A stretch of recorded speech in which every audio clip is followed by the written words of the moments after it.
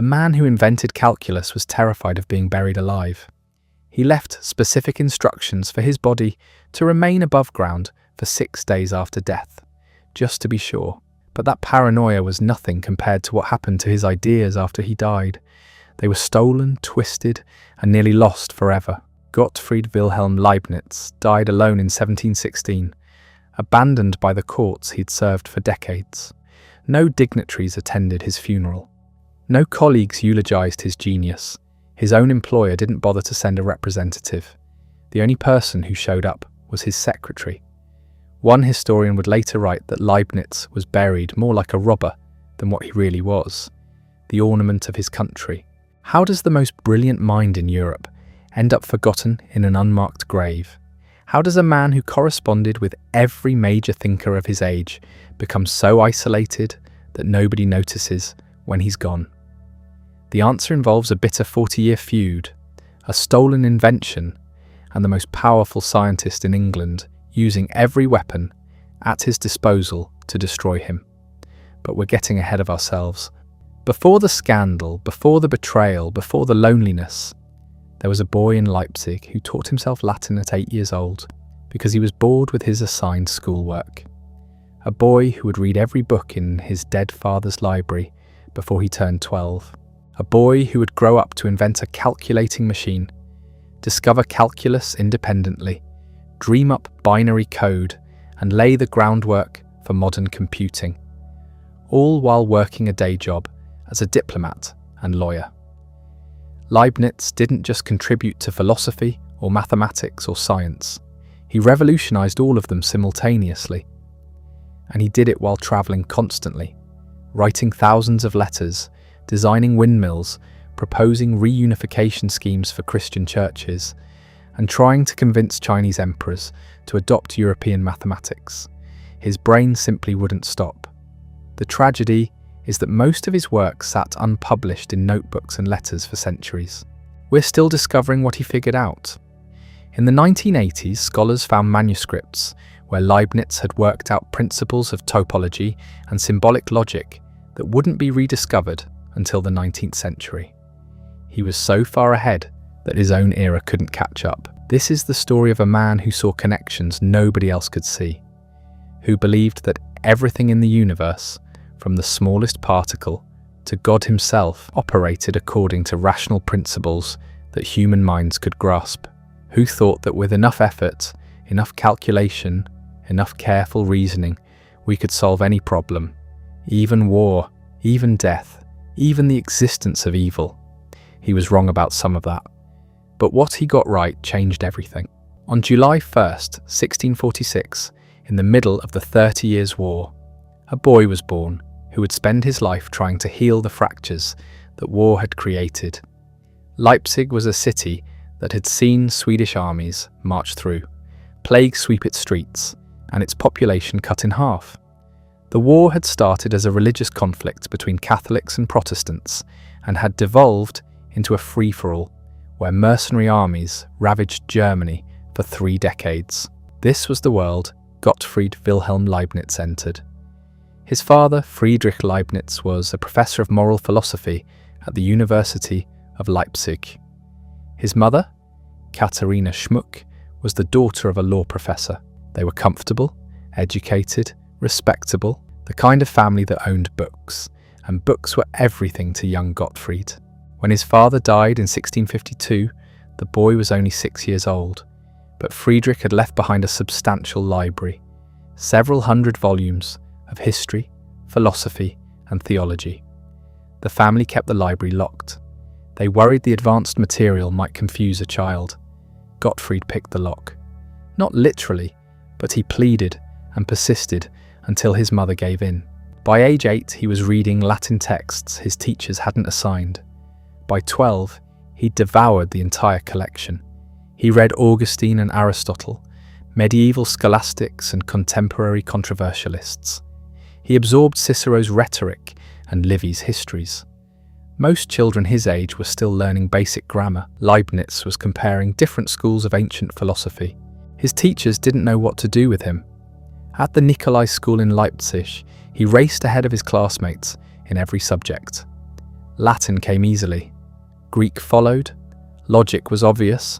The standard curriculum bored him to tears, so he taught himself.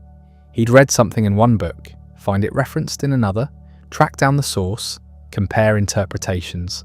He was building his own education by following chains of footnotes through his father's library.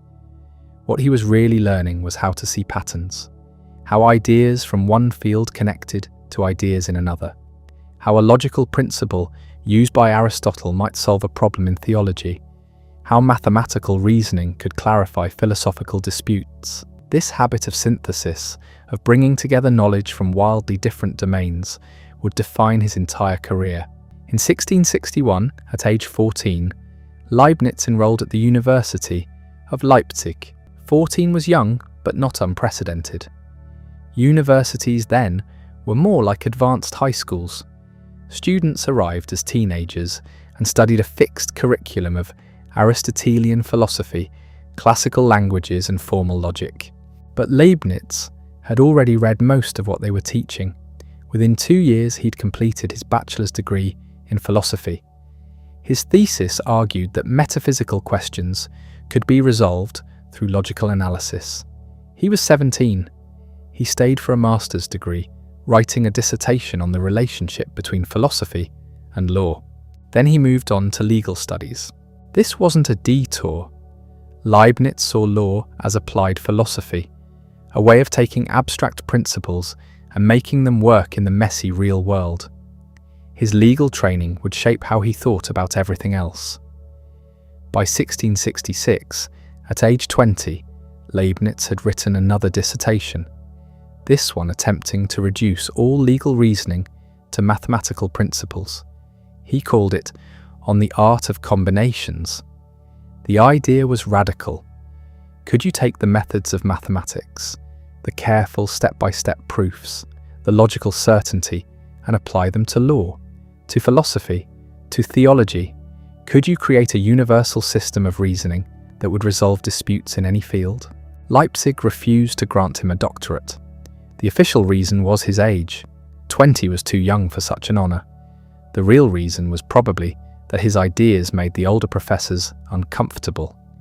Here was a kid suggesting that centuries of legal tradition could be reduced to calculation. Leibniz left Leipzig and enrolled at the University of Altdorf, near Nuremberg. Altdorf was smaller, less prestigious, and more willing to take chances on unusual students. He submitted his dissertation. They accepted it immediately. In February 1667, at age 20, Gottfried Wilhelm Leibniz became Dr. Leibniz. The university offered him a professorship on the spot. He turned it down. This shocked everyone. Here was a guaranteed academic position, security for life, the chance to teach and write and think without financial worry. Most scholars would have leapt at it. Leibniz walked away. He had bigger plans that involved leaving the academic world entirely and entering the dangerous, unpredictable realm of politics and diplomacy. Why would someone so brilliant choose such an uncertain path? Because Leibniz didn't just want to understand the world, he wanted to fix it. And you couldn't fix anything from a university lectern. You needed access to power. You needed the ear of princes and emperors. You needed to be in the room where decisions were made. So he went looking for a patron, someone with money, influence, and problems that needed solving. He found Johann Christian von Boineberg, a former chief minister to the Elector of Mainz. Boineberg was exactly the kind of man Leibniz needed. Educated, ambitious, connected to courts across Europe, and desperate for talented people who could help him navigate the treacherous politics of post-war Germany. Leibniz impressed him immediately. Within weeks, Boineberg had introduced him to Johann Philipp von Schönborn, the Elector of Mainz himself. Schönborn was one of the most powerful men in Germany, an archbishop who controlled significant territory and played a crucial role in the politics of the Holy Roman Empire. He needed smart people. Leibniz was very smart. By 1668, Leibniz had a position at the Mainz court. His job was vague: something between legal advisor and general intellectual problem solver. He revised legal codes, drafted diplomatic correspondence, and worked on various schemes to improve administration and resolve disputes. It was exactly what he wanted: access to power, freedom to work on whatever interested him, and a salary that let him pursue his own research on the side. And there was a lot of research, because even while working full-time for the Elector, Leibniz was developing ideas that would revolutionize mathematics. He just didn't know it yet. The first breakthrough came from trying to solve a practical problem. Leibniz wanted to design a calculating machine, something that could perform arithmetic automatically. Mechanical calculators already existed. Blaise Pascal had invented one in the 1640s, but Pascal's machine could only add and subtract. Leibniz wanted something more powerful. He spent months working out the mechanical principles. The key innovation was a stepped drum, a cylinder with teeth of increasing lengths that could represent different digits. By arranging these drums properly, you could build a machine that multiplied and divided. By 1672, he had a working prototype. It didn't work perfectly. The technology of the time couldn't manufacture parts with enough precision, but the principle was sound.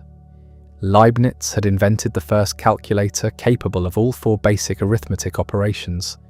Computing historians now recognize it as a crucial step toward modern computers. But the calculating machine was just a side project. What really consumed Leibniz's attention was a much grander scheme, a plan so audacious, so unlikely, that it could only have come from someone who genuinely believed reason could solve anything. Leibniz was going to save Europe by convincing France to invade Egypt. The plan was called the Egyptian Plan, and it was Leibniz at his most brilliant and most naive. Here's what he was thinking. France under Louis XIV was a problem, a big problem. The Sun King had spent the last decade conquering chunks of the Netherlands and threatening the rest of Europe.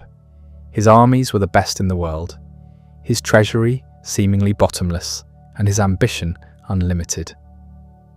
The Holy Roman Empire, that patchwork of German states that Leibniz now served, was terrified. If Louis decided to march east, there wasn't much that could stop him. So how do you neutralize France without fighting a war you can't win? Leibniz's answer was elegant. You redirect French aggression somewhere else, somewhere far away, somewhere that would drain French resources while simultaneously benefiting all of Christendom. Egypt. Think about it, Leibniz argued. Egypt sits at the crossroads of three continents. Control Egypt, and you control trade between Europe, Asia, and Africa. It's also under Ottoman rule, which means conquering it would be a blow against Islam, the traditional enemy of Christian Europe. And most importantly, it's far enough from Germany that the French army would be occupied for years. The plan had everything: strategic brilliance, religious justification, economic benefits, and just enough audacity to capture the imagination of a king who fancied himself a modern Alexander. There was only one problem. Leibniz needed someone to present this plan to Louis XIV. Someone credible, someone with diplomatic access. He convinced his patron, the Elector of Mainz, to send him to Paris as part of a diplomatic mission. Officially, he was there to discuss various legal and political matters. Unofficially, he was there to pitch the Egyptian plan to anyone who would listen. In March 1672, Leibniz arrived in Paris. He was 25 years old. He had never been to a major capital before, and he was about to get an education in how the real world worked. Paris in 1672 was the centre of European civilization. It was where art happened, where science happened, where ideas happened. The city hummed with intellectual energy. Salons gathered the brightest minds. The Royal Academy of Sciences, founded just 6 years earlier, was attracting scholars from across Europe.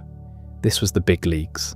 And Leibniz, this ambitious young German with his calculating machine and his Egyptian scheme, was determined to make his mark. He threw himself into Parisian intellectual life with characteristic intensity. He attended lectures, joined discussions, met everyone who mattered. He demonstrated his calculating machine to anyone who would watch. He wrote papers, drafted proposals, and generally made himself impossible to ignore, but the Egyptian plan, nobody cared. He managed to get the proposal in front of a few officials. They were polite. They thanked him for his thoughts. Then they filed it away and forgot about it. Because here's what Leibniz didn't understand. France was already planning a war, not against Egypt, against the Netherlands, again. Louis XIV had no interest in exotic adventures in North Africa when there were rich Dutch cities right next door, ready to be conquered. In June 1672, just 3 months after Leibniz arrived in Paris, France invaded the Dutch Republic. The plan Leibniz had spent months perfecting became instantly obsolete. It was a complete failure. The Egyptian plan never went anywhere. Louis XIV probably never even read it, and Leibniz, who had thought he could redirect the course of European history through the sheer force of reason, learned a hard lesson about the limits of clever ideas. But here's the interesting part. That failure freed him. With the Egyptian plan dead and his diplomatic mission pointless, Leibniz suddenly had time. Time to explore Paris.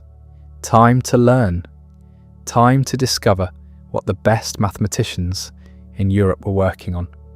And what they were working on was about to blow his mind. Leibniz's mathematical education up to this point had been adequate, but not exceptional. He knew Euclid, some algebra, the basics, but he wasn't anywhere near the cutting edge. That changed when he met Christian Huygens. Huygens was one of the greatest scientists of the age. He'd discovered Saturn's rings, built the first accurate pendulum clock, and developed major parts of what we now call physics. He was also in Paris, working under the patronage of Louis XIV and leading the Royal Academy of Sciences. Leibniz sought him out, showed him the calculating machine. Huygens was impressed, but he also recognized something important. This young German was brilliant but undereducated, so he gave Leibniz a reading list, the good stuff, the advanced mathematics that serious researchers were using, works by Descartes, Pascal, and others. And he gave Leibniz problems to solve, hard problems, the kind that separated talented amateurs from real mathematicians. Leibniz attacked them with obsessive focus. He spent months working through advanced texts, filling notebooks with calculations and ideas. He was 26 years old and essentially going through a second mathematical education, teaching himself in a few months what normally took years of formal study. And something remarkable happened. He got good, really good.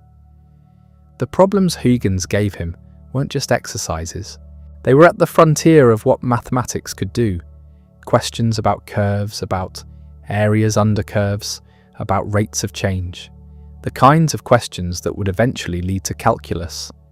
Leibniz started seeing patterns, connections. He began developing his own methods, his own notation, his own way of approaching these problems. He didn't know it yet, but he was inventing calculus independently. At the same time, Isaac Newton was doing the same thing in England. We'll get to that collision later. For now, what matters is that Leibniz had found his calling. Not law, not philosophy, not diplomacy, mathematics. In February 1673, Leibniz travelled to London as part of a diplomatic mission. The Elector of Mainz had died, and his successor had asked Leibniz to represent German interests in England. It was another diplomatic assignment. It would be another diplomatic failure. But it would also change everything. London's intellectual scene was different from Paris, more experimental, more focused on practical science. And at its centre was the Royal Society, the scientific organisation that would later become one of the most prestigious in the world. Leibniz attended meetings. He demonstrated his calculating machine yet again. He met prominent natural philosophers, and he heard for the first time about Isaac Newton's work on light and colour. Newton wasn't at these meetings. He was in Cambridge, already becoming reclusive, already showing the paranoid tendencies that would define his later years. But his ideas were circulating. People talked about his experiments with prisms, his theory that white light was composed of different colours, his work on optics. Leibniz was fascinated. Here was someone approaching nature with pure mathematical precision. Someone who believed, as Leibniz was beginning to believe, that mathematics was the key to understanding everything. In March 1673, the Royal Society elected Leibniz as a fellow. It was a significant honour for someone so young. But it came with a complication. To maintain his fellowship, he needed to produce original work. He needed to prove he belonged among the best scientific minds in Europe. This lit a fire under him. Back in Paris later that year, Leibniz dove deeper into mathematics. He was reading everything, corresponding with everyone, thinking constantly about the problems Huygens had posed. He was particularly obsessed with one question: how do you find the area under a curve? This wasn't just an abstract puzzle. It had real applications. If you wanted to calculate the distance travelled by an object whose speed was constantly changing, you needed to find the area under its velocity curve. If you wanted to determine the centre of gravity of an irregular shape, same problem. Mathematicians had various tricks for specific cases, but there was no general method, no systematic way to solve all such problems. Leibniz thought there should be. He started by looking at sequences, infinite series of numbers. He noticed that you could represent many curves as infinite sums, and he developed notation for working with these sums. Then he made a crucial insight. The process of finding areas under curves, which he called integration, was somehow related to the process of finding slopes of curves, which he called differentiation. These two operations, which seemed completely different, were actually inverse operations. One undid the other. This is the fundamental theorem of calculus, the insight that ties the whole system together. And Leibniz was discovering it, working it out in his notebooks, developing the notation and the methods that would eventually become standard. The symbol for integration, that elongated S, comes from Leibniz. He chose it because it stands for summa, Latin for sum. You're summing up infinitely many infinitely small pieces. The D in expressions like dy over dx, that's Leibniz too. It stands for differentia, difference. The notation was brilliant. It made the operations clear, made the relationships visible, made calculus something you could actually use. But Leibniz didn't publish. Not yet. He was still working things out, still developing the theory, still making sure everything was rigorous and correct. This would turn out to be a catastrophic mistake, because across the channel, Isaac Newton had already done all of this, years earlier. And the question of who invented calculus first would eventually explode into the ugliest priority dispute in the history of mathematics. But in 1673, that war was still years away. For now, Leibniz was riding high. He had access to the best minds in Europe. He was making mathematical discoveries that would change the world. He was young, brilliant, and convinced that reason could solve any problem. Then reality intervened. Again. In December 1676, Leibniz's patron, Johann Christian von Boinberg, died. This was a disaster. Boinberg had been funding Leibniz's stay in Paris, providing him with income and diplomatic cover. Without him, Leibniz had no money, no official position, and no reason to stay in France. The Elector of Mainz's successor had no interest in keeping Leibniz on the payroll. The diplomatic missions had accomplished nothing. The Egyptian plan had been a joke. From the perspective of practical politics, Leibniz had failed completely. He needed a new patron, fast, and the only offer on the table came from Duke Johann Friedrich of Brunswick-Lüneburg, a German prince who ruled a mid-sized territory and wanted a court librarian. It was a huge step down, Paris to the provincial court of Hanover. the centre of European intellectual life, to a backwater duchy. Leibniz had no choice. In October 1676, he left Paris, but he didn't go straight to Hanover. He took the longest possible route, stopping in London and Amsterdam to meet mathematicians and see libraries. He was delaying the inevitable, the return to Germany, the end of his time at the centre of things. In November 1676, Leibniz finally arrived in Hanover. He was 30 years old. He had spent 4.5 years in Paris, the most intellectually productive years of his life. He had invented calculus, though he hadn't published it yet. He had become one of the leading mathematicians in Europe, though almost nobody knew it. And now he was going to spend the rest of his career as a librarian in a court that barely cared about intellectual work. At least that's what he thought. What actually happened was far stranger. Leibniz would spend the next 40 years in Hanover, officially employed as a librarian and historian, but he would use that position to become one of the most influential intellectuals in Europe, corresponding with hundreds of scholars, publishing groundbreaking work in mathematics and philosophy, and developing ideas that still shape how we think about everything from logic to consciousness. The question was how. How do you accomplish world-changing intellectual work when you're stuck cataloguing books for provincial nobles who mostly care about their genealogies? Leibniz had an answer. You hide in plain sight. The Duke of Hanover didn't particularly care about philosophy. He cared about his family tree, and that's exactly what saved Leibniz. Johann Friedrich wanted a court librarian who could do two things. First, manage the ducal library, which was a modest collection of books that nobody read. Second, and more importantly, write a history of the House of Brunswick, proving that the family was descended from ancient Italian nobility. This was crucial for political reasons. The more prestigious your ancestors, the more legitimate your claim to power.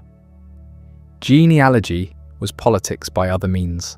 Leibniz took the job. He had to, but he immediately understood something his employer didn't. A historian needs to travel, to examine documents in distant archives, to visit libraries across Europe, to spend months, even years on research trips. And during all that time, while supposedly hunting for dusty records about medieval dukes, Leibniz could do whatever intellectual work he wanted. It was the perfect cover. The Duke thought he'd hired a glorified genealogist. What he'd actually hired was a philosophical secret agent who would use the position to build one of the most extraordinary intellectual careers in history. The first few years in Hanover were grim.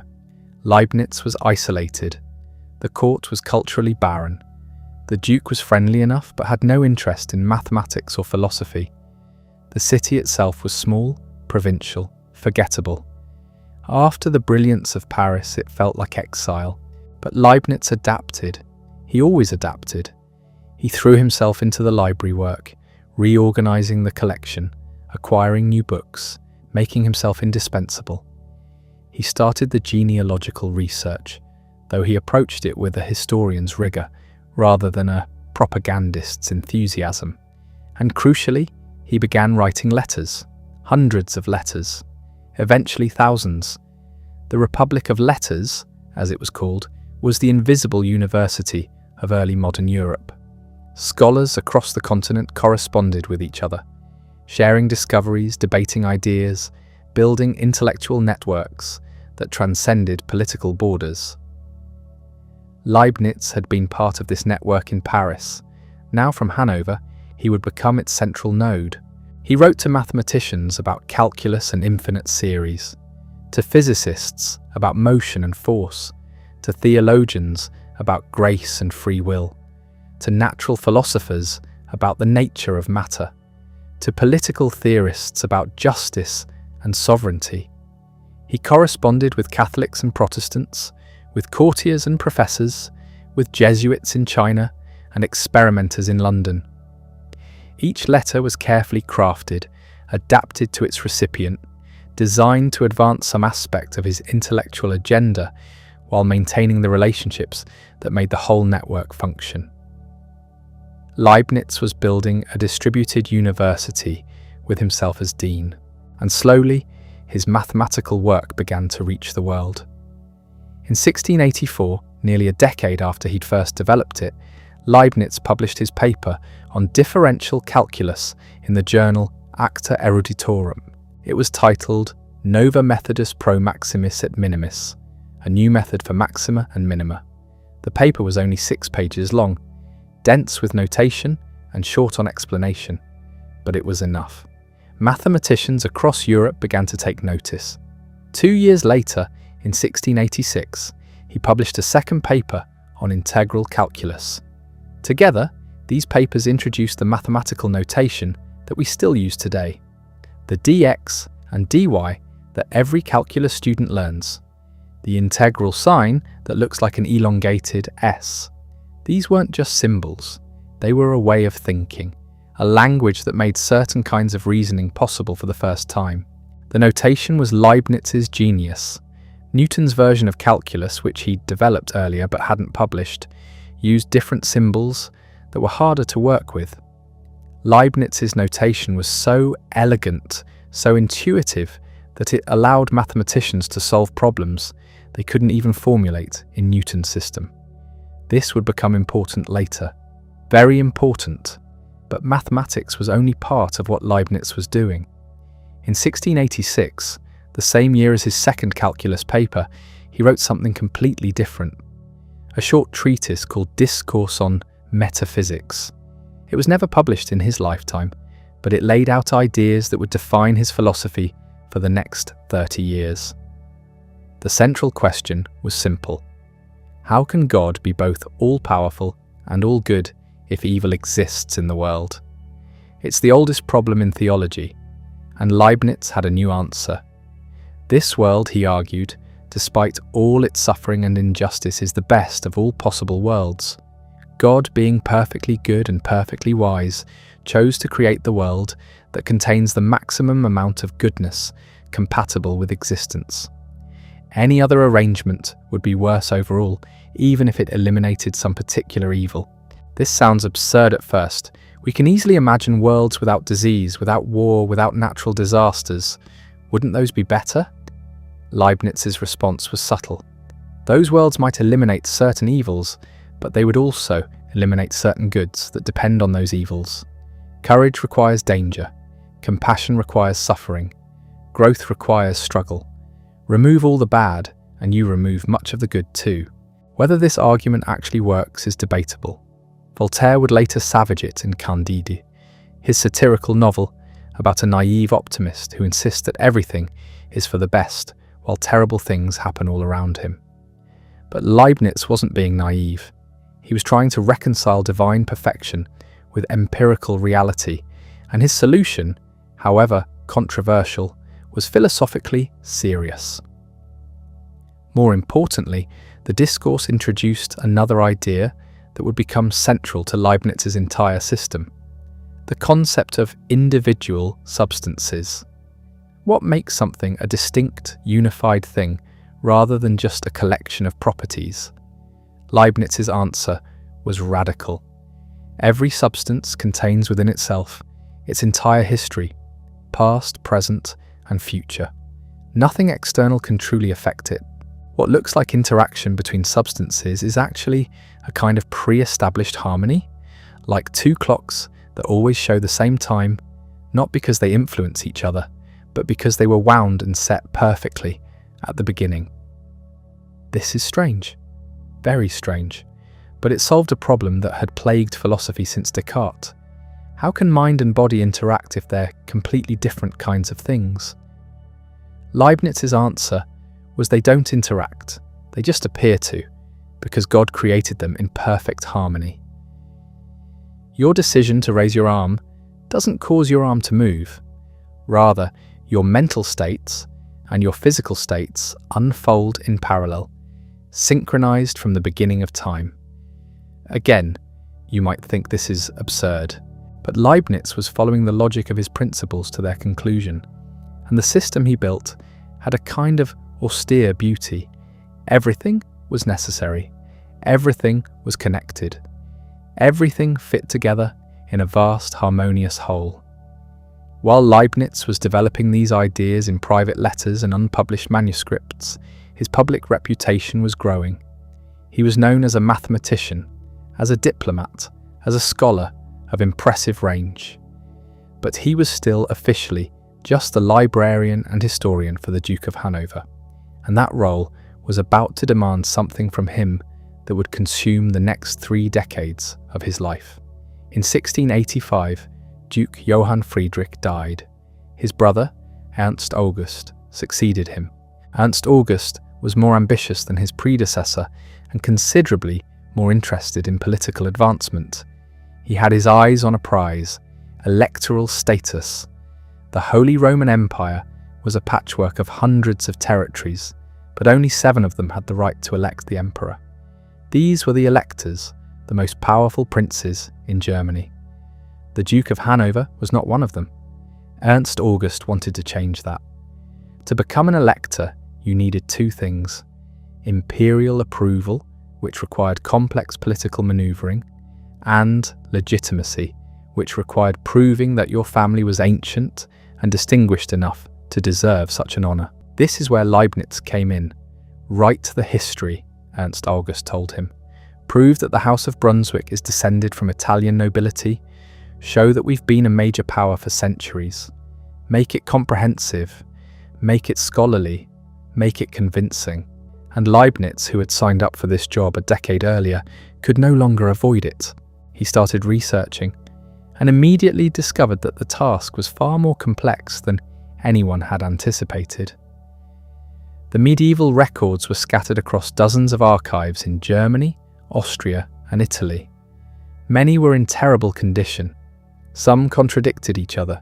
Creating a reliable history would require years of travel and painstaking document examination.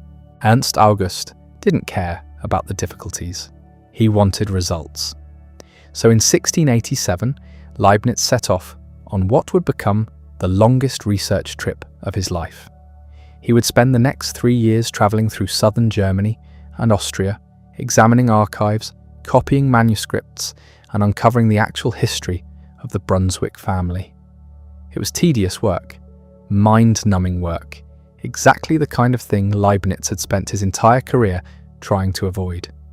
But it had one enormous advantage. It got him out of Hanover. And while he was supposedly researching genealogies, he was also meeting scholars, visiting universities, and continuing his philosophical correspondence. The research trip was cover for intellectual work. In Munich, he met with mathematicians. In Vienna, he had audiences with the emperor. In Rome, he would later spend months in the Vatican archives while also debating theology with Jesuit scholars. The genealogical project that was supposed to trap him actually liberated him. But there was a problem. The more Leibniz researched, the more he realized that the history couldn't be rushed. The Duke wanted a quick propaganda piece. Leibniz was producing something else entirely, a genuine work of historical scholarship that would eventually run to multiple volumes and still be incomplete at his death 40 years later. This created tension. Ernst August grew impatient. Where was the book? Why was it taking so long? Leibniz sent progress reports, promised completion soon, and kept travelling. The Duke couldn't fire him because Leibniz was too valuable, too connected, too much a part of the court's intellectual prestige. But the relationship was strained. Meanwhile, something else was happening, something that would dwarf the genealogy dispute and eventually consume Leibniz completely. In England, Isaac Newton was becoming famous.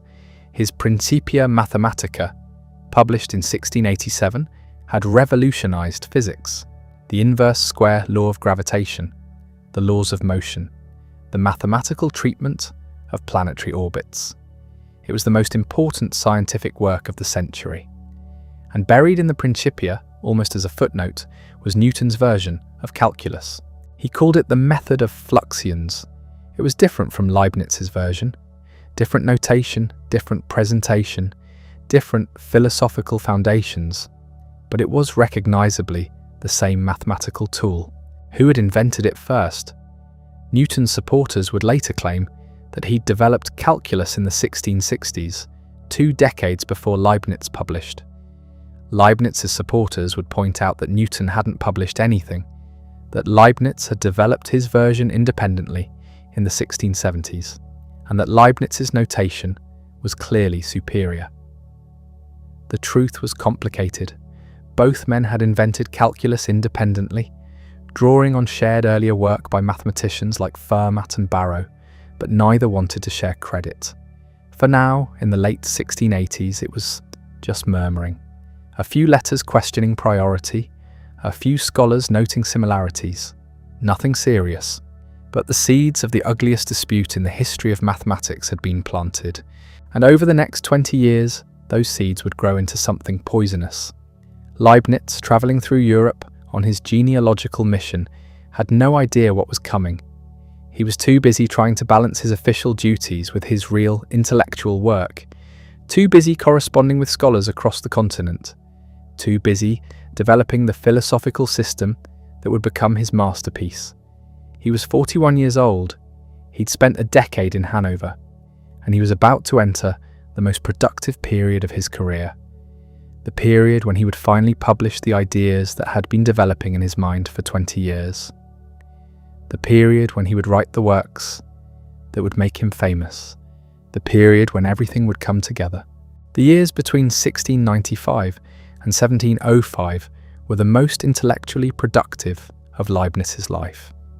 Everything he'd been thinking about for decades finally crystallized into published form. The ideas that had been churning in his mind since his Paris years, the philosophical system he'd been constructing piece by piece, it all came together.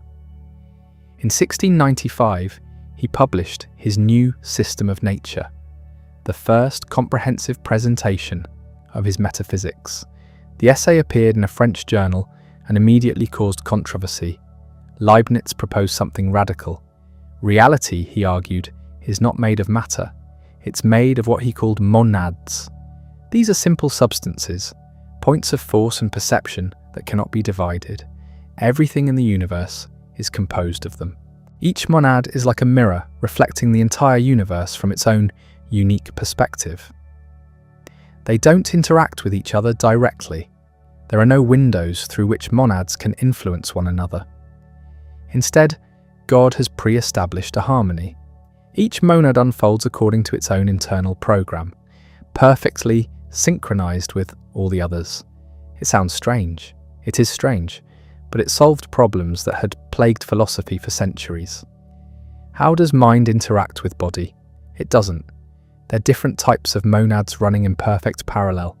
How do we have free will if God knows everything? Because our choices are part of the pre-established harmony, freely chosen but perfectly coordinated with the divine plan. Critics immediately attacked. How can substances exist that don't interact? How can God set up this harmony without violating human freedom? How is this different from just saying God does everything? Leibniz spent the next decade refining his answers. In essay after essay, in letter after letter, he clarified, defended, expanded. The monadology became more sophisticated with each iteration. But philosophy wasn't his only focus. He was also doing mathematics. In 1695, the same year as the new system, he published a paper on what he called the calculus of differences. This was an extension of calculus into discrete mathematics, laying groundwork for what would later become combinatorics and computer science. He was working on problems in physics. In 1695, he published a paper arguing that the fundamental quantity in physics isn't momentum, but what he called vis viva, living force. It was essentially kinetic energy, though that term wouldn't be coined for another century. He was right, and the Newtonians who disagreed with him were wrong, but the dispute would rage for decades. He was developing ideas about logic. In unpublished manuscripts from this period, he sketched plans for a universal characteristic, a formal language that could express all thoughts with mathematical precision. Combined with his calculus of reasoning, This would allow all disputes to be settled by calculation. When controversies arise, we need not argue. We simply say, "Let us calculate." It was an extraordinary vision, too ambitious for the technology of his time, but prophetic.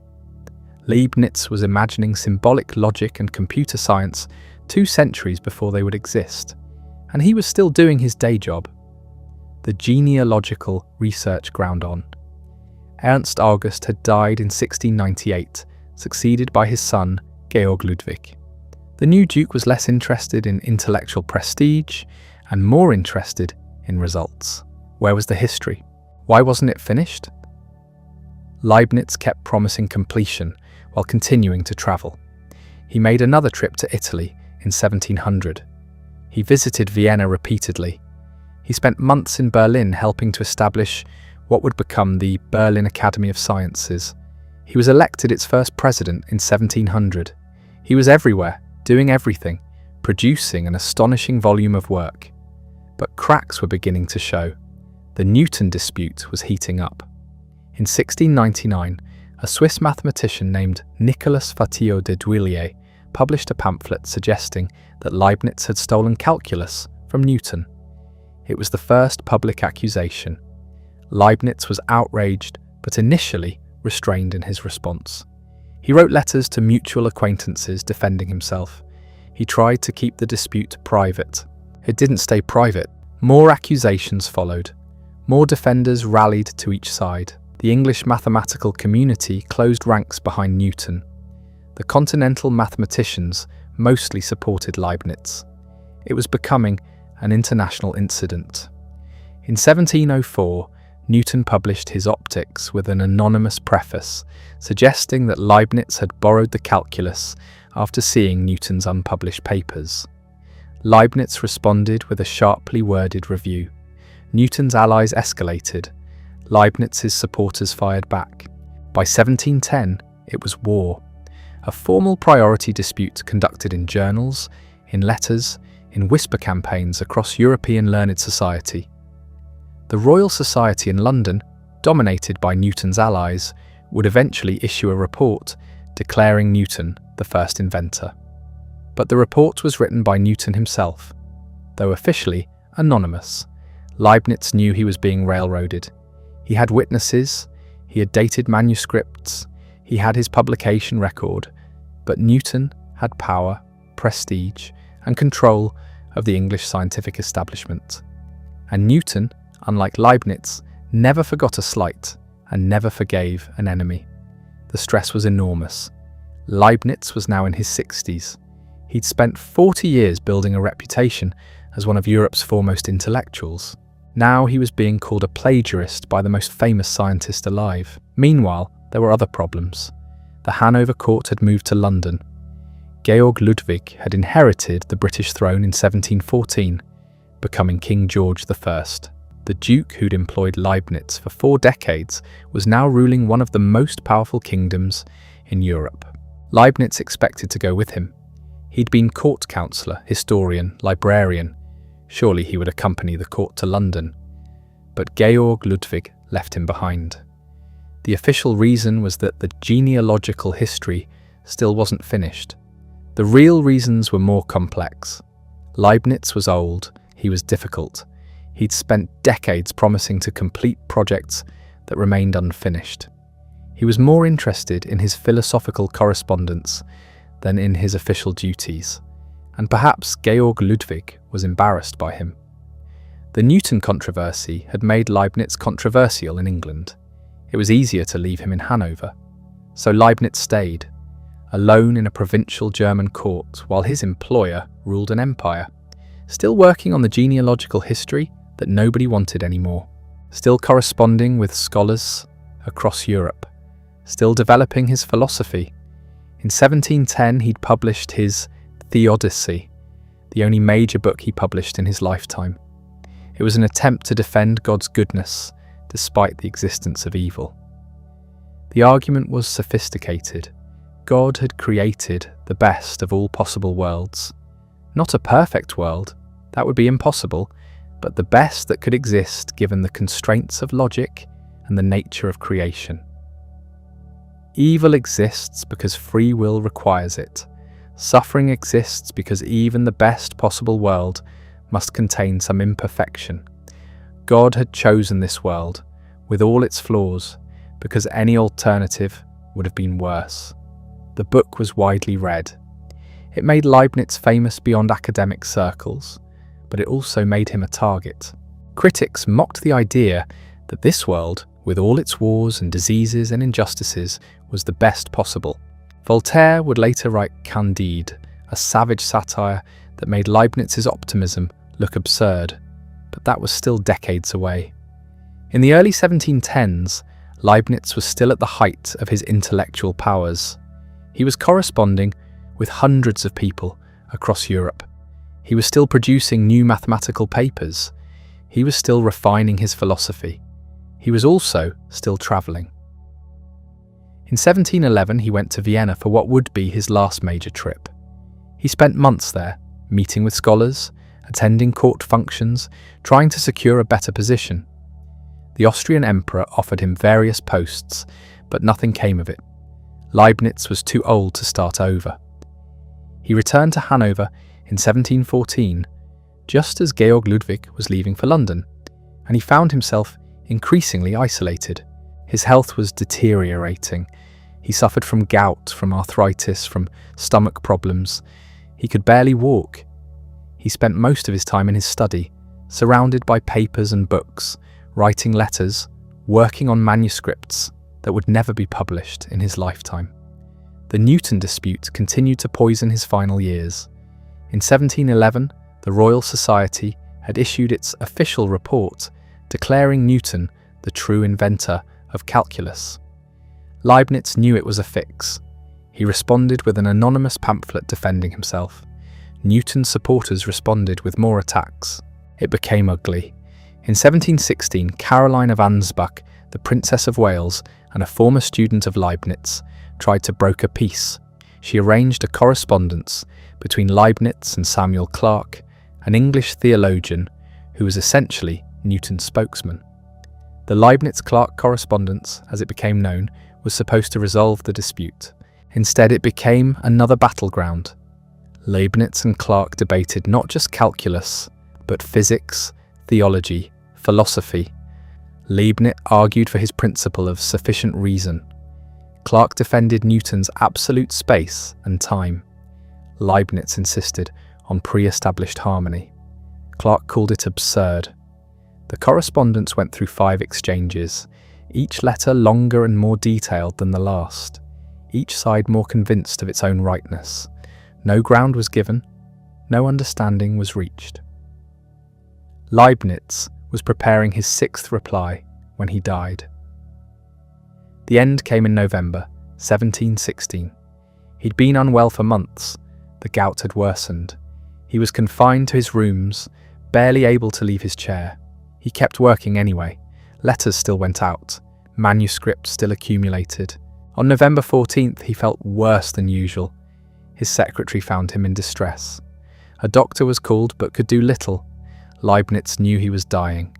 He asked for a priest, but the Lutheran clergy in Hanover refused to come. They suspected him of heterodoxy. His philosophy was too strange, too different from Orthodox Christianity. They wouldn't give him last rites. So Leibniz died alone. Just his secretary present. No family, he'd never married. No colleagues from the court, no representatives from the institutions he'd served for 50 years. He was 70 years old. He'd spent his entire adult life in service to various courts and princes.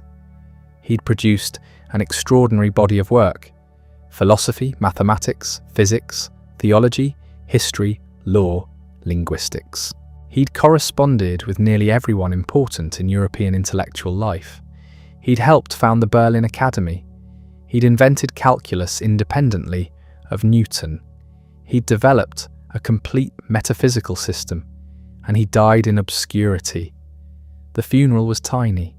His secretary arranged it. A few minor officials from the Hanover court attended out of obligation. No representatives from the Royal Society. No one from the Berlin Academy. No scholars came from other cities to pay respects. Georg Ludwig, King of England, didn't send condolences. The English newspapers barely mentioned his death. The ones that did noted the calculus dispute, implying that Leibniz had been a plagiarist. Only in France did the Academy of Sciences hold a memorial. Only there did scholars gather to honour his memory. Bernard Le Bovier de Fontenelle delivered the eulogy, praising Leibniz as one of the great minds of the age. But even that praise was muted. Leibniz had spent his last years embroiled in controversy. He'd never finished the projects he'd promised. He'd never held a prestigious university chair. He'd never built the institutions that might have preserved his legacy. His papers were packed into boxes and stored in the Hanover library. Thousands of manuscripts, decades of correspondence, mathematical discoveries, philosophical treatises. Most of it unpublished, some of it still in code, all of it waiting for someone to sort through it and understand what he'd accomplished. That work would take centuries. Even now, 300 years later, scholars are still publishing Leibniz's unpublished writings, still discovering ideas he'd sketched but never fully developed, still finding insights buried in letters and marginal notes. The calculus dispute would eventually be resolved in a way that satisfied no one. Both Newton and Leibniz had invented calculus independently. Newton had developed it first but published last. Leibniz had published first but developed it second. Both deserved credit. Neither was a plagiarist, but that resolution came too late for Leibniz. He died believing himself unjustly accused, his reputation damaged, his achievements obscured by controversy. And yet, despite everything, his ideas survived. The notation he'd developed for calculus became standard. His philosophical system influenced generations of thinkers. His vision of symbolic logic planted seeds that would eventually grow into computer science. The man who died alone and unmourned had laid groundwork that would shape the modern world. His ideas about possible worlds would revolutionize modal logic. His monads would inspire process philosophy. His pre-established harmony would influence theories of mind and consciousness. His ideas about infinity would shape modern mathematics. His principle of sufficient reason would become a cornerstone of rationalist philosophy. His metaphysics of individual substances would offer an alternative to both materialism and dualism. The irony is profound.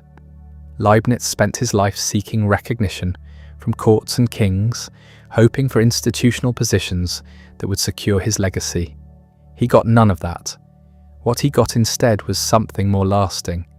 His ideas, scattered across thousands of unpublished manuscripts, would slowly seep into the intellectual bloodstream of Europe and eventually the world. But to understand how that happened, we need to look at what came immediately after his death. The boxes of papers sat in Hanover. No one quite knew what to do with them. The court wasn't interested.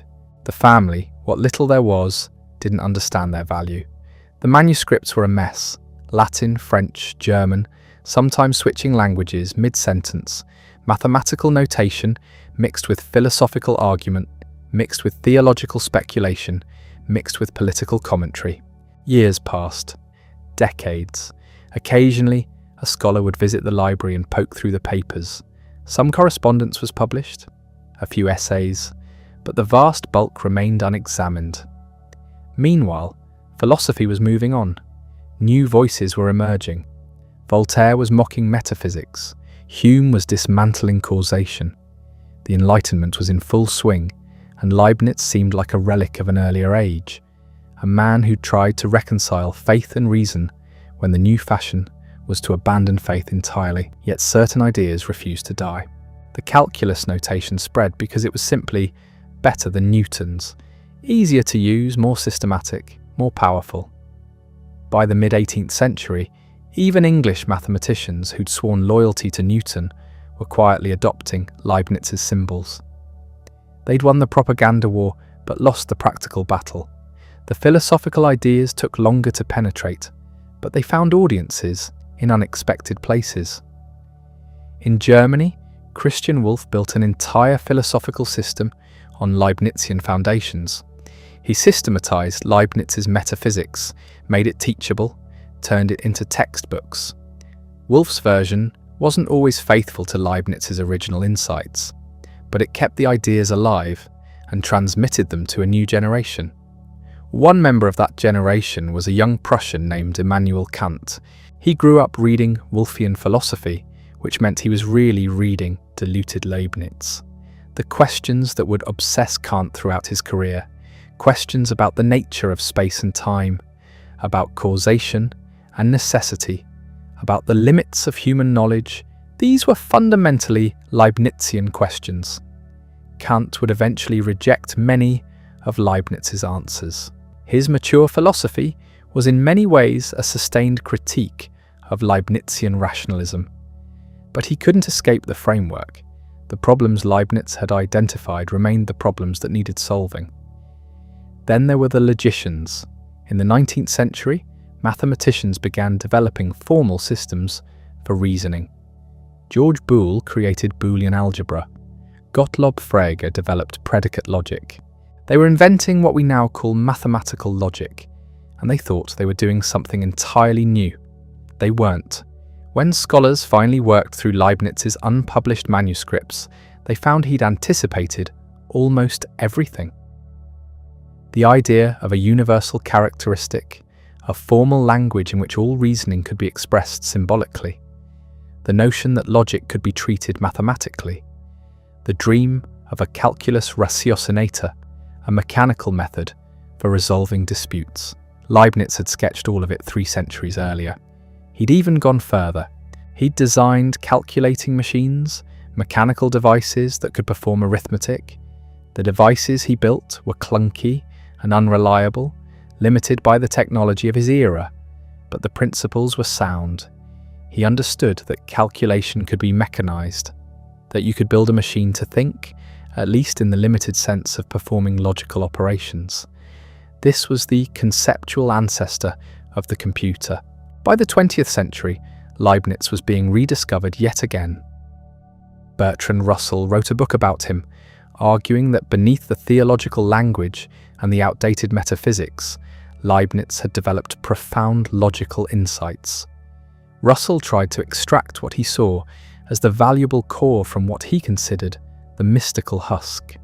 Whether that was fair to Leibniz is debatable, but it brought him back into philosophical conversation.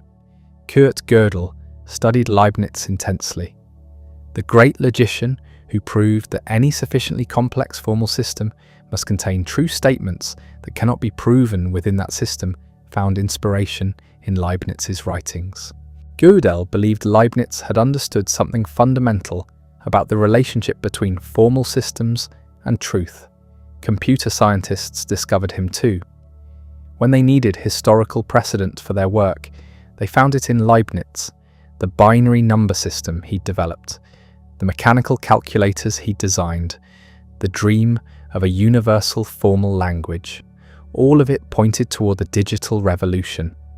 Philosophers of mind found resources in his monadology, the idea that the universe consists of simple substances, each with its own internal principle of development, each mirroring the entire universe from its own perspective. This offered a way to think about consciousness that avoided both reductive materialism and substance dualism.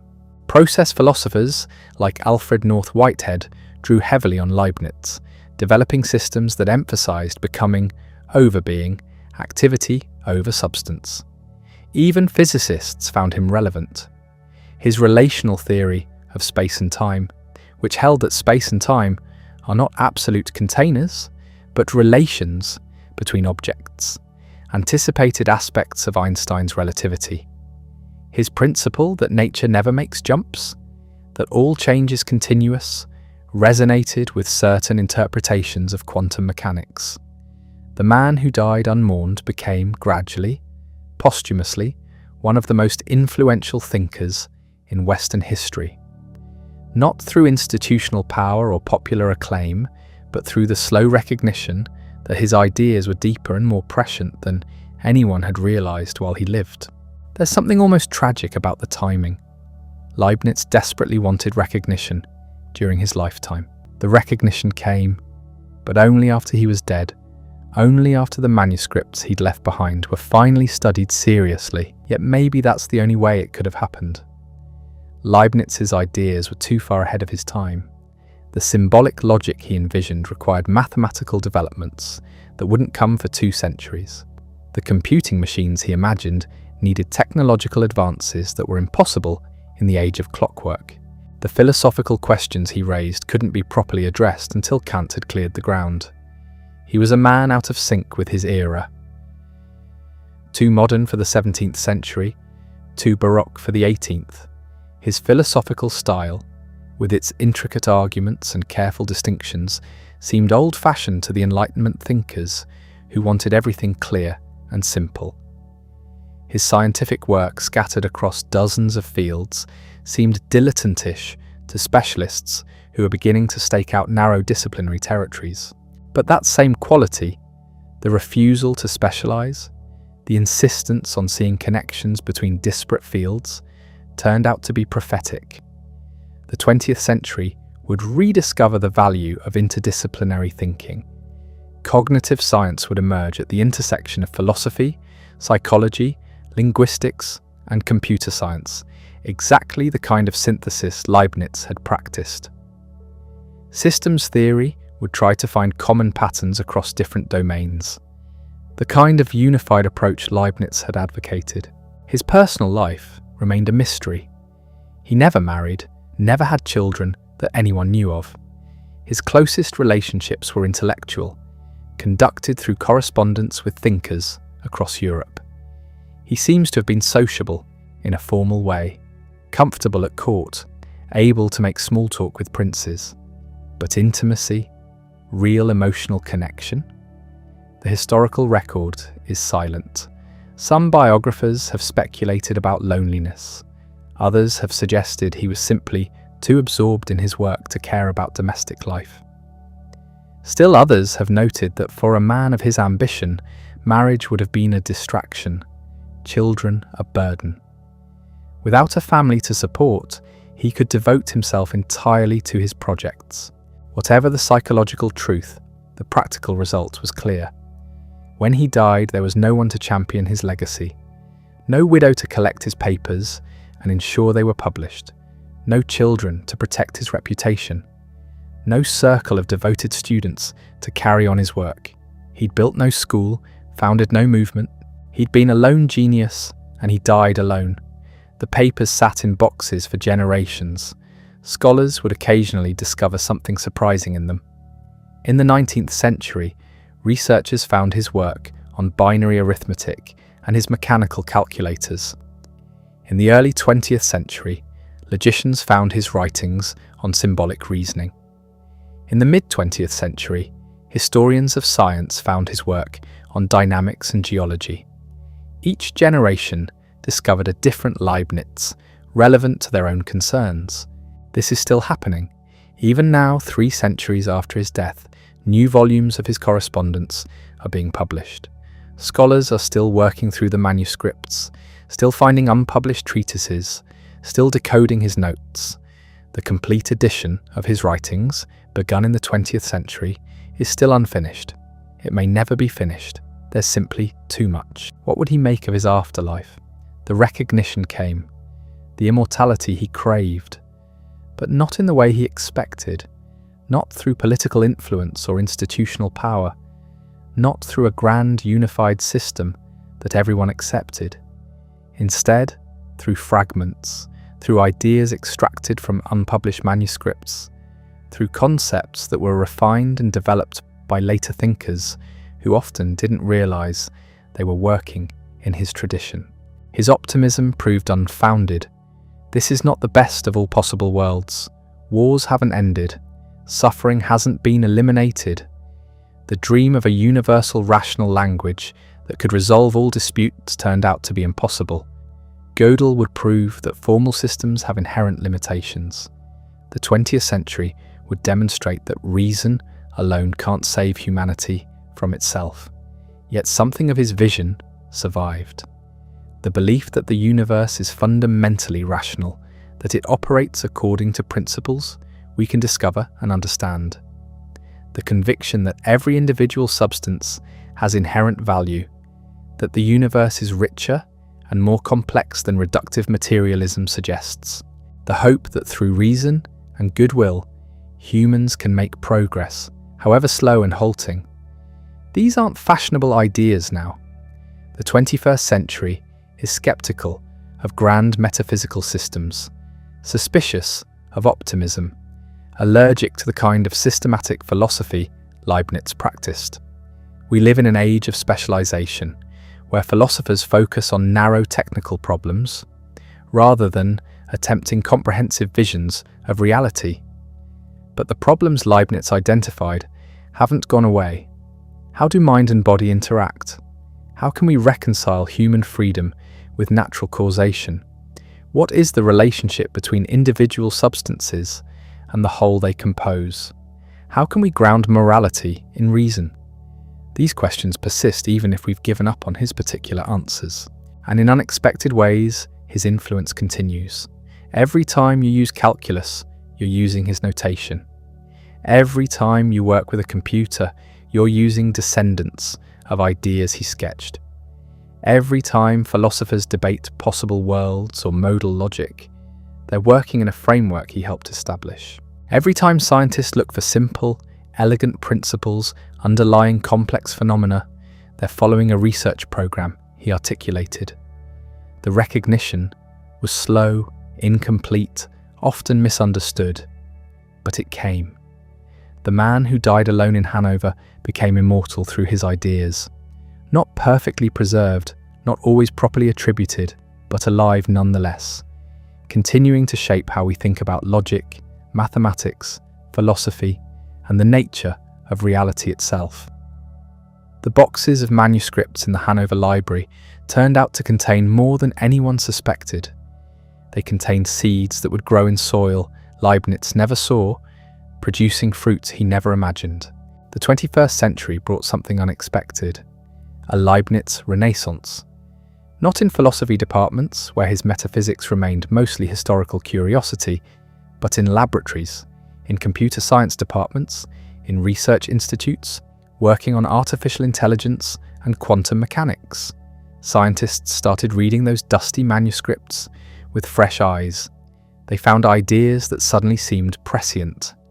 His vision of the universe as composed of force-bearing monads, each perceiving the whole from its unique perspective, started looking less like Baroque metaphysics and more like a philosophical anticipation of quantum field theory. His notion that space and time are relations rather than containers resonated with Einstein's relativity.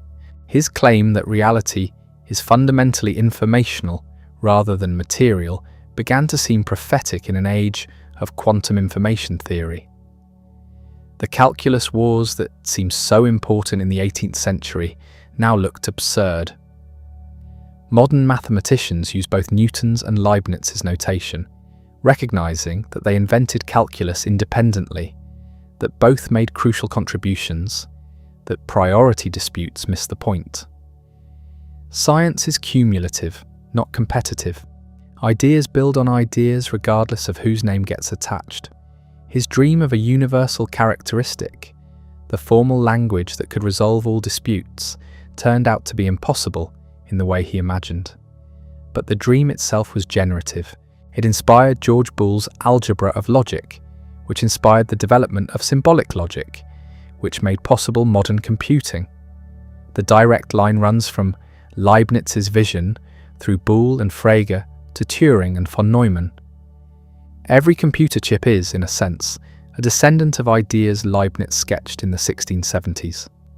Artificial intelligence researchers discovered his work on combinatorics and began to see him as an early theorist of mechanical reasoning. His calculating machine, dismissed in his lifetime as a curiosity, became recognized as a conceptual ancestor of modern computers. Not because of its mechanical design, which was primitive, but because of what it represented. The idea that reasoning could be mechanized, that mental operations could be reduced to symbol manipulation, that intelligence might be a process rather than a substance. Philosophers working on consciousness found unexpected resources in his monadology. The hard problem of consciousness, how subjective experience arises from physical processes, turned out to be remarkably similar to the problem Leibniz wrestled with. How do monads, which have no windows, no causal interaction with each other, nevertheless perceive a coherent universe? His answer, pre-established harmony, seems bizarre until you realize he's describing something like what neuroscientists now call the binding problem. How does the brain, with its billions of separate neurons firing independently, produce unified conscious experience? His solution was wrong in its details. There's no divine watchmaker synchronizing everything, but the problem he identified was real, and his insistence that consciousness can't be reduced to mechanism, that you can't get subjectivity from purely objective processes, still resonates. Philosophers like Thomas Nagel and David Chalmers, arguing against reductive materialism, are in some sense Leibnizians, whether they realize it or not. The optimism, the belief that this is the best of all possible worlds, remains controversial. Most philosophers reject it. The 20th century, with its genocides and world wars, seemed to refute it definitively. How could anyone believe, after Auschwitz and Hiroshima, that this world represents the optimal balance of good and evil? But Leibniz never claimed this world was perfect. He claimed it was optimal, the best achievable given the constraints of logical possibility and divine goodness. He was trying to solve the problem of evil, to explain how a good God could permit suffering. His answer was that any world with free creatures will contain evil, and this world, despite its horrors, contains more good than any alternative. The suffering is real, but it's the price of a universe rich enough to contain beings capable of moral choice. You don't have to accept this to recognize what he was attempting. He was trying to find meaning in suffering without denying its reality, to affirm the value of existence without minimizing its costs, to maintain hope without lapsing into shallow optimism. The balance is delicate, and he didn't always maintain it, but the attempt itself remains philosophically serious. His political vision, the dream of a reunified Christendom working together toward common goals, obviously failed. Europe didn't unite, wars didn't end. The confessional divide between Catholics and Protestants hardened rather than healing. The Holy Roman Empire, that medieval relic he served his whole life, was dissolved by Napoleon in 1806. The world moved in directions he couldn't have imagined, toward nationalism and secularism and ideological conflicts that made religious disputes seem quaint. Yet something of his cosmopolitan vision survived. The European Union, for all its flaws and current troubles, represents a partial realization of his dream.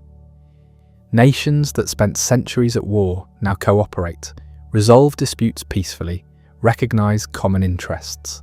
It's not the Catholic-Protestant reconciliation he imagined, but it's a form of unity he would have recognized and approved. His commitment to reason as a tool for resolving conflicts, his belief that reasonable people of goodwill can find common ground, seems naive now. The 20th century demonstrated that highly educated, culturally sophisticated nations could commit atrocities. That reason can be weaponized, used to justify evil rather than prevent it. That technical rationality divorced from moral wisdom leads to horrors Leibniz couldn't have conceived. But the alternative to believing in reason isn't better. It's not faith or tradition or intuition. It's power, force, the triumph of whoever has the biggest weapons or the most effective propaganda. Leibniz's rationalism, for all its limitations, at least held open the possibility of persuasion, of changing minds through argument rather than coercion. That possibility is worth preserving, even if it's rarely realized. The manuscripts in Hanover are still being studied. Scholars still find surprising things. A few years ago, someone discovered an unpublished treatise on geology where Leibniz anticipated plate tectonics. He proposed that the Earth's surface is in constant motion, that continents shift over vast timescales, that mountains rise and fall. He was wrong about the mechanism, but right about the basic insight that the Earth is dynamic rather than static. Another researcher found notes on biology where Leibniz speculated about evolution, suggesting that species might transform over time through gradual modification. He didn't have Darwin's mechanism of natural selection, but he had the core insight that living things aren't fixed types, but changing populations. This was radical for the late 17th century, when most people assumed species were created in their current forms. There are treatises on linguistics, on medicine, on music theory, on the technology of mining and metallurgy. Letters discussing everything from the origins of language to the possibility of life on other planets. He corresponded with Chinese missionaries about Confucian philosophy, wrote about the I Ching, proposed that Chinese and European thought could be synthesized. He was interested in everything, and everything he touched he illuminated with his distinctive combination of systematic rigor and wild speculation. The more scholars dig, the more they find. His mind was like a vast network, making connections across domains that others saw as separate. He saw patterns everywhere, analogies between mathematics and music, between logic and jurisprudence, between the structure of language and the structure of reality. Some of these connections were profound, others were fanciful, but the impulse itself, the drive to find unity underlying diversity, produced genuine insights. Modern science vindicated his methodology even where it rejected his specific conclusions. His insistence on mathematical precision, on clear definitions, on making assumptions explicit, on following arguments wherever they lead, regardless of theological or political convenience. These became standard practice. Science as we know it is Leibnizian in its methods, even when it's anti-Leibnizian in its conclusions. His contemporaries saw him as a polymath, a universal genius, the last man who knew everything. That judgment was premature. Knowledge expanded beyond what any single mind could encompass. Specialization became necessary. The age of polymaths ended, and Leibniz was perhaps its last representative. But in another sense, his approach became more relevant, not less. The biggest challenges now, climate change, pandemics, artificial intelligence, require integration across disciplines. Solving them demands people who can think like Leibniz, who can see connections between physics and economics, between biology and ethics, between technology and politics. Narrow expertise isn't enough.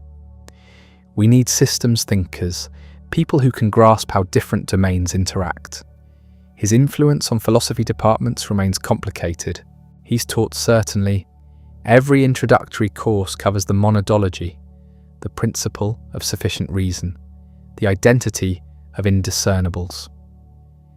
Students learn to distinguish necessary and contingent truths, to think about possible worlds, to recognize the difference between analytic and synthetic propositions. These are Leibnizian distinctions, part of philosophy's basic vocabulary. But he's rarely anyone's primary influence anymore. Philosophers don't call themselves Leibnizians the way they call themselves Kantians or Humeans. His system is too baroque, too dependent on theological premises modern philosophers reject, too confident in its ability to deduce facts about the world from pure reason. The rationalist tradition he represented has been superseded, first by empiricism, then by various forms of naturalism and pragmatism. Still, pieces of his thought keep getting rediscovered. His work on modality, on necessity and possibility became central to analytic philosophy in the late 20th century.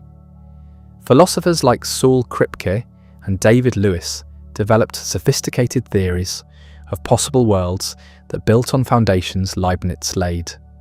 His distinction between necessary and contingent truths, his claim that there are truths about non-actual possibilities, his idea that we can reason about how things might have been, all this became philosophically respectable again. His metaphysics of individual substances, his claim that the world is composed of simple entities that can't be reduced to anything more basic, found new life in debates about fundamentality and grounding. Metaphysicians asking what the world is ultimately made of, whether there are atoms in some philosophical sense, whether reality has a bottom level or goes down forever, these are Leibnizian questions. His optimism about reason's power to discover truth hasn't aged well. We're more skeptical now, more aware of reason's limits, more conscious that our cognitive faculties evolved for survival rather than truth-seeking. We know that reason can rationalize as easily as it can illuminate, that intelligence can be deployed in service of any goal, good or evil. The confidence of the Enlightenment, the belief that education and reason would inevitably produce moral progress, seems quaint after the 20th century's demonstrations that educated people can commit atrocities. Yet abandoning reason entirely leads nowhere good. The alternatives are worse. Intuition without reason is arbitrary. Faith without reason is fanaticism. Power without reason is tyranny. Leibniz's commitment to rational inquiry, for all its limitations, remains a value worth defending. Not because reason guarantees truth, but because it's the best tool we have for distinguishing truth from falsehood, for subjecting our beliefs to criticism, for changing our minds when evidence demands it. The recognition came slowly, incompletely, often in forms he wouldn't have recognized. He wanted to be remembered as a political reformer, a religious reconciler, a practical improver of human life. Instead, he's remembered as a philosopher and mathematician. For abstract achievements, he considered secondary. The projects he cared most about failed. The ideas he considered sidelines became his legacy. This is perhaps appropriate. Leibniz spent his life trying to control his reception, managing his reputation, positioning himself for influence. He failed. History had other plans. The ideas that mattered turned out to be the ones he couldn't have predicted, the ones that spoke to concerns he didn't share, the ones that resonated with problems that emerged long after his death. His last words were never recorded. He died alone in his study, surrounded by papers and books, working until the end. The funeral was sparsely attended, but the ideas, those survived. They outlived the man who thought them, outlived the courts he served, outlived the institutions he tried to build. They're still alive, still evolving, still shaping how we think about logic and mathematics and the nature of reality itself. They're still alive, still evolving, still shaping how we think about logic and mathematics and the nature of reality itself. But what does that actually mean for us now? For people living in a world Leibniz couldn't have imagined. The question matters because ideas have consequences, and Leibniz's ideas, for all their abstraction, changed the material world. Start with something simple. The device you're using to watch this right now, whether it's a phone or computer or tablet, runs on binary code. Every operation, every calculation, every image on your screen reduces to sequences of ones and zeros. That's Leibniz. He didn't invent binary. Ancient cultures used base 2 systems for various purposes, but he was the first to see its mathematical potential, the first to develop it systematically, the first to recognize that it could represent any number, any operation, any logical process. He wrote about this in the 1690s, imagining calculating machines that would use binary arithmetic. The technology didn't exist to build them then, but the conceptual foundation was laid.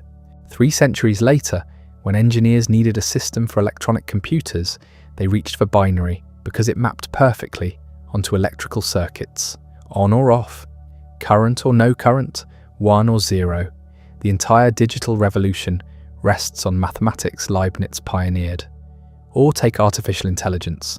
Modern AI systems, the ones making headlines, generating text, recognizing images, playing games at superhuman levels, they're all fundamentally about computation, about breaking complex tasks into mechanical procedures that can be executed by following rules. That's precisely what Leibniz envisioned with his universal characteristic, with his dream of reducing reasoning to calculation. He wanted to build a machine that could think, or at least perform the operations that human thinking involves. We've built it. Not exactly as he imagined. Our neural networks and machine learning algorithms work differently than his symbolic logic. But the core insight is his, the recognition that thought has structure, that structure can be formalized, that formal systems can be mechanized. The philosophical implications keep multiplying. When cognitive scientists study how the mind works, when they model mental processes as computational operations, they're working in a framework Leibniz helped create. The idea that the brain is essentially an information processor, that thinking is computation, that consciousness emerges from the right kind of organized complexity. These are all recognizably Leibnizian, even when the details differ radically from anything he proposed. He wouldn't recognize the neuroscience, wouldn't understand the talk of neurons and synapses and neural firing patterns. But the basic move, treating mental phenomena as the output of rule-governed processes operating on structured inputs, that's his move. Even his metaphysics, the strange doctrine of monads that seemed so fantastical, has found unexpected relevance. Quantum mechanics, the physics of the very small, describes a world that's deeply weird by everyday standards. Particles exist in superpositions, having multiple properties simultaneously until observed. Entanglement links particles across arbitrary distances instantaneously. The act of measurement affects what's measured. Classical physics assumed an objective world existing independent of observers. Quantum mechanics suggests something more complicated, a reality where observation and existence intertwine in ways we still don't fully understand. Some physicists and philosophers have noticed parallels with Leibniz. His monads perceive the universe from their own perspectives, each one containing representations of everything else, but from a unique point of view. There's no direct causal interaction between monads, yet they're coordinated, harmonized. Swap out the theological language about God establishing pre-established harmony, and you have something that sounds almost like quantum entanglement, where particles that have interacted remain correlated without any signal passing between them. The parallel isn't exact. Leibniz wasn't doing physics in the modern sense, but he was grappling with deep questions about how individual entities relate to the whole, how local and global properties connect, how unity emerges from multiplicity. Those are still live questions. His influence shows up in unexpected places, in debates about personal identity, about what makes you the same person over time despite constant physical and psychological change. Philosophers still invoke something like Leibniz's notion of individual substance. You have an essential nature, a core that persists through change. Or maybe you don't. Maybe identity is just a convenient fiction we impose on a stream of experiences. But the question itself, the framework for thinking about it, descends from Leibniz's work on substance and continuity. In modal logic, the formal study of necessity and possibility, Leibniz's ideas about possible worlds became central. When we reason about what must be true versus what merely happens to be true, when we consider counterfactuals about how things might have been different, we're using conceptual tools Leibniz refined. Possible world semantics, developed in the mid-20th century, gives rigorous meaning to modal claims by treating them as statements about alternative ways reality could be. That's pure Leibniz, dressed in modern formal machinery. In mathematics, his legacy is everywhere. Calculus, obviously, though the methods have been refined far beyond what he or Newton developed. but also topology, the study of properties that remain unchanged under continuous deformation. Leibniz's work on continuity and his investigation of geometric properties that don't depend on measurement laid groundwork for this entire field. Set theory and mathematical logic, the foundations of modern mathematics, grew from questions Leibniz asked about the nature of mathematical objects and the rules of valid inference.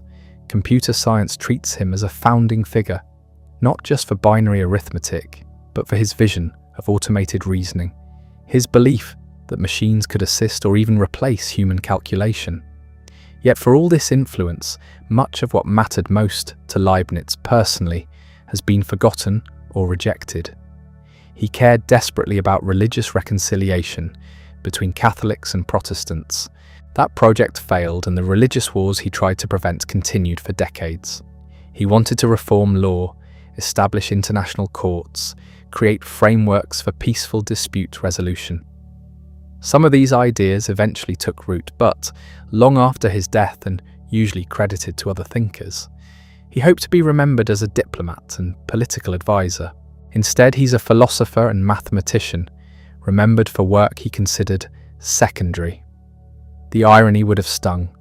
He spent his career managing his reputation, cultivating relationships, positioning himself for influence. He wrote constantly, published strategically, corresponded with everyone who mattered. He wanted recognition, wanted his contributions acknowledged, wanted to shape how future generations would see him. He failed at that. History had its own agenda. The recognition came, but not the kind he sought. Not during his lifetime, when he could have enjoyed it, and not for the achievements he valued most. His mathematical work was overshadowed by Newton. His philosophy was critiqued by Kant and largely abandoned by subsequent generations. His political schemes came to nothing. His religious reconciliation efforts failed completely. By conventional measures of success in his own terms, Leibniz's life was a disappointment. He died alone, his funeral barely attended, his passing noted by few. The institutions he served forgot him quickly. The rulers he advised moved on to other advisors. The learned societies he corresponded with continued without him. But ideas don't care about intentions. They have their own life, their own logic, their own trajectory through history. The concepts Leibniz developed, often as side projects or theoretical exercises, turned out to matter more than the practical schemes he invested his energy in. Binary arithmetic, which he saw as an interesting mathematical curiosity, became the foundation of computing. Calculus, which he developed partly to impress his contemporaries, transformed physics and engineering. His metaphysics, which seemed like abstract speculation, raised questions that remain central to philosophy. The characteristic universalis never materialized as he envisioned it, but the dream of formalized reasoning led to logic, computer science, artificial intelligence. This is how intellectual history works, not according to anyone's plan, not following any individual's intentions, but through a process of selection and development that nobody controls. Ideas that solve problems, that open new lines of inquiry, that connect with concerns people have, those survive and spread. Ideas that don't, even if their originator cared about them deeply, fade away. Leibniz couldn't have predicted which of his ideas would matter. He guessed wrong about almost everything. The work he thought was most important has been forgotten. The work he considered subsidiary became his legacy. There's something poignant about this. A man who believed in a perfectly ordered universe, where everything happens for the best of all possible reasons, where God's plan ensures meaning and purpose. That man's life didn't follow any discernible plan. The meaning emerged later, constructed by others, from pieces he wouldn't have assembled that way. His optimism about divine providence couldn't predict or control his own reception by history. The best of all possible worlds, if that's what this is, had no place for Leibniz's ambitions to be realized as he hoped. Yet something did survive. The commitment to reason, even when reason leads to uncomfortable places. The insistence on clarity, on defining terms precisely, on following arguments wherever they lead. The belief that difficult problems can be solved through systematic thought, through breaking them into smaller pieces, through developing the right conceptual tools. The recognition that abstract theory and practical application aren't opposed but connected. That understanding why something works makes it possible to build better versions. These are Leibnizian values, and they remain valuable, not because they guarantee success. Leibniz's own career demonstrates they don't. You can be brilliant and still fail, can dedicate your life to projects that go nowhere, can misread your own significance completely. Reason doesn't protect you from disappointment or ensure your intentions will be realized, but it does something else. It creates work that outlasts you, ideas that others can use, tools that solve problems you never anticipated. Leibniz didn't get the recognition he wanted when he wanted it, but he created something that mattered more than recognition, a body of work that remained useful long after the social and political context that produced it had vanished. The study in Hanover where he died was packed with papers, manuscripts on mathematics, philosophy, history, theology, law, linguistics, dozens of different subjects. Most were never published in his lifetime. Many remained unpublished for centuries. Scholars are still working through his papers, still discovering unknown treatises, still finding ideas he developed but never shared. The complete critical edition of his writings, begun in the 1920s, still isn't finished. There's too much. He wrote too much, thought about too many things, left too many threads dangling. Nobody has assembled it all into a coherent system, because maybe there isn't one coherent system, just a restless intelligence moving from problem to problem, making connections, generating insights, leaving traces that later thinkers would follow in directions he never imagined. That's the real legacy, not the doctrine of pre-established harmony or the principle of sufficient reason or any particular philosophical claim. Those can be accepted or rejected, modified or abandoned. The legacy is the example of a mind that wouldn't stop working, wouldn't accept easy answers, wouldn't be satisfied with conventional wisdom. A mind that insisted there were better ways to think, better tools to develop, better questions to ask. That commitment, more than any specific idea, is what survived. 3 centuries later, we're still using those tools, still asking those questions, still building on foundations Leibniz laid. The world he helped create through his ideas is unrecognizable from the world he lived in. He'd be astonished by what we've built, by how his work has been transformed and applied. He might not even recognize his own contributions in their modern forms. But the thread runs clear from his study in Hanover to the digital devices we carry, the logical systems we teach, the questions about mind and reality and computation that still drive research.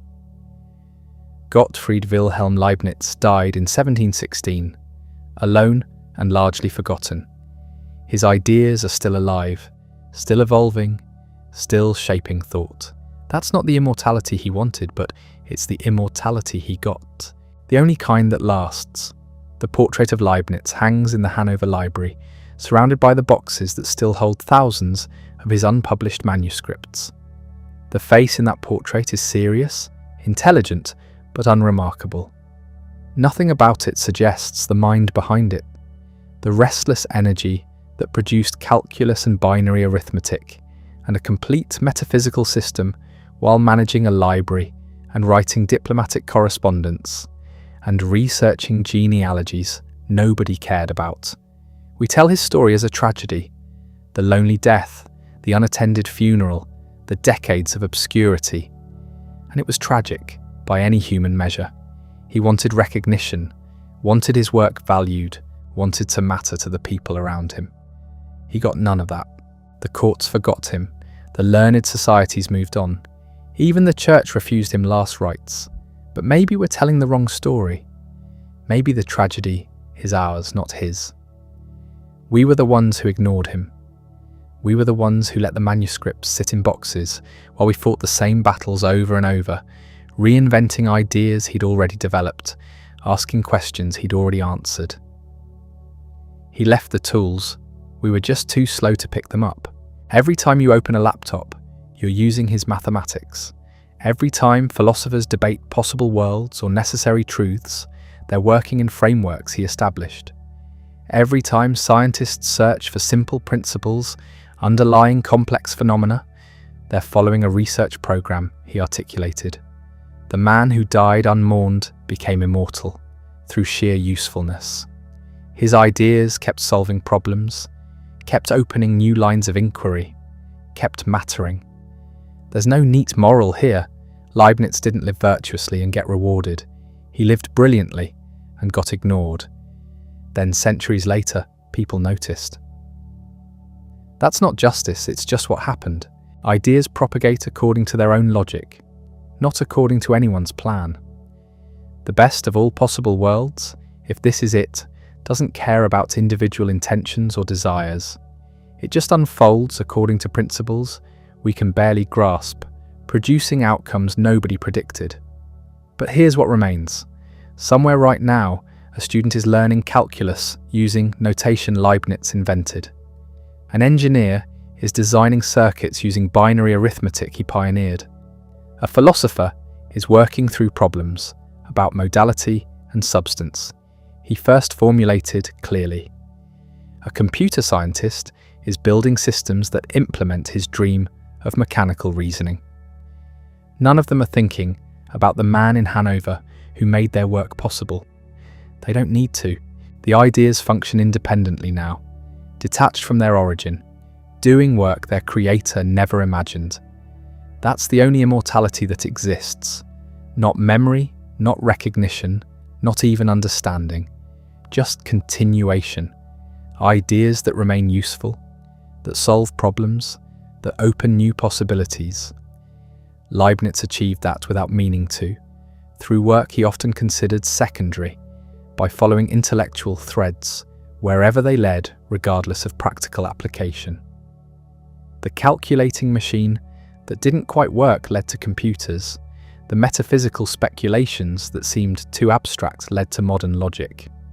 The binary arithmetic that was just a curiosity led to digital technology. None of it was planned. All of it mattered. The manuscripts in Hanover are still being studied, still yielding surprises. 300 years later, we're still discovering what he figured out. Still finding ideas that seem prophetic, questions that remain unanswered, insights that illuminate current problems. The work isn't finished because the work can't be finished.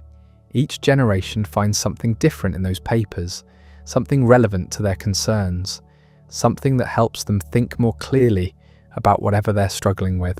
Leibniz would have hated this.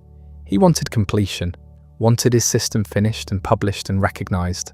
He wanted people to understand what he'd accomplished, to see how everything fit together, to acknowledge his priority and his genius. He got none of that.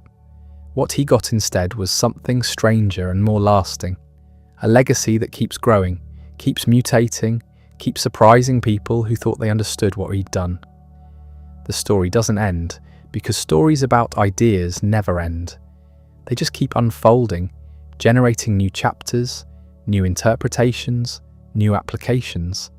Somewhere in those boxes of manuscripts, there are probably ideas we still haven't recognized, insights that won't become relevant until some future problem makes them suddenly useful. The complete Leibniz is still emerging, still being discovered, still taking shape. That's what happens when you think clearly enough, deeply enough, originally enough. The thoughts escape their original context, detach from their creator's intentions, and go wandering through history looking for problems to solve. They don't care about recognition or credit or proper attribution. They just work or they don't. The ones that work survive. The ones that don't fade away. Most of Leibniz has survived. Not the version he wanted to be remembered for. Not the diplomat or the religious reconciler or the political advisor. The thinker, the mathematician, the philosopher who asked better questions than anyone else in his century and developed better tools for answering them. That version is still alive, still working, still shaping how we think about logic and computation and the nature of reality itself. The man died alone. The ideas never will. They're woven too deeply into too many fields, embedded in too many systems, foundational to too many later developments. You can't extract Leibniz from modern mathematics or computer science or logic without the whole structure collapsing. He's part of the infrastructure now, invisible but essential, like the binary code running underneath everything your computer does. 3 centuries from now, people will still be using his notation, still teaching his distinctions, still finding new relevance in his work. They won't think about the man who invented it any more than we think about whoever invented the wheel. The tools will be so familiar, so obviously correct, so deeply integrated into how we think that their origin will seem irrelevant.